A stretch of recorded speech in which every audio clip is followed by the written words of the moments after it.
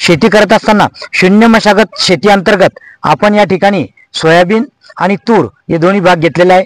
तर आपण यामध्ये मे महिन्याच्या शेवटी एक 3.5 फुटावर बेड पाडलेले आहे। हा 3.5 फुटाचा बेड आहे आणि बेड पाडल्यानंतर याच्यावर आपण एका बेडवर दोन्ही साईडने आपण सोयाबीनचे 2 टोकन यंत्र पद्धतीनं टोकनने आपण लावलेलं आहे आणि याला एकरी 12 किलो आपण फुले किमया ही सोयाबीनची व्हरायटी पेरलेली आहे। आणि आपण ही जी कृषी विभागाच्या अंतर्गत आपल्याला जी तूर मिळालेली ही एका बेडवर घेतलेली आहे आपण, म्हणजे आपण 3 बेड सोयाबीन आणि 1 बेड तुरीचा अशा पद्धतीने आपण हे नियोजन केलेलं आहे। आणि याला शून्य मशागत म्हणजे याला कुठलंही नांगरटीनंतर आपण जे बेड पाडले त्यानंतर आपण ते कोळपणे केलेलं नाही, निंदण्याचा प्रकार केलेला नाही। त्यानंतर याच्यावर जे काही आहे हे तणनाशक वगैरे आपण ज्या पद्धतीने सांगितलेलं आहे शून्य मशागतमध्ये त्या पद्धतीने केलेलं आहे। आणि याला सर्वात जास्त म्हणजे आपण गोकृपा अमृत जे आपल्या श्री स्वामी समर्थ आध्यात्मिक केंद्राच्या वतीने जे दिलेलं आहे तर त्याची ड्रिचिंग सुद्धा आपण याला घेतलेली आहे। त्यामुळे आपण याला जे खताचं प्रमाण आहे एकदम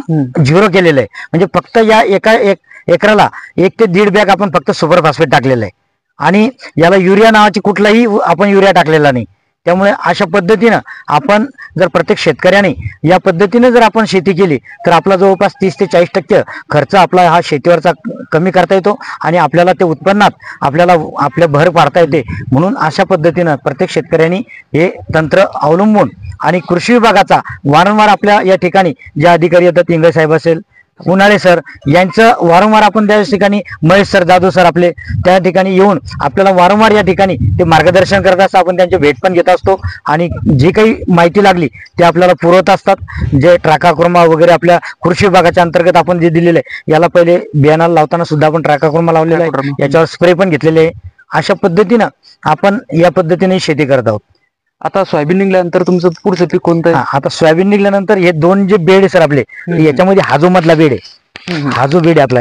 तर या बेडवर आपण आता रावरी कृषी विद्यापीठांची तयार केलेली व्हरायटी आहे 6 महिन्यामध्ये येणारी एरंडीची, तर ती आपण या टोकन मध्ये घेणार आहे। कारण हे 2 बेड आता तुरीने लागणार आहे, पण हा आपल्याला एक बेड भेटणार आहे। या पद्धतीने आपण याच्यामध्ये तुरीच्या मध्ये आणि खालच्या प्लॉट मध्ये आपण गहू, बनसी गहू आणि आपल्याकडे खपली गव्हाचं बियाणं उपलब्ध आहे, तर आपण ते खपली गहू आणि बनसी गहू पण घेणार। त्यासाठी बेड मोडणार आहे का? नाही, बेड आपल्या आता 3-4 वर्षापर्यंत आपण मोडणार नाही।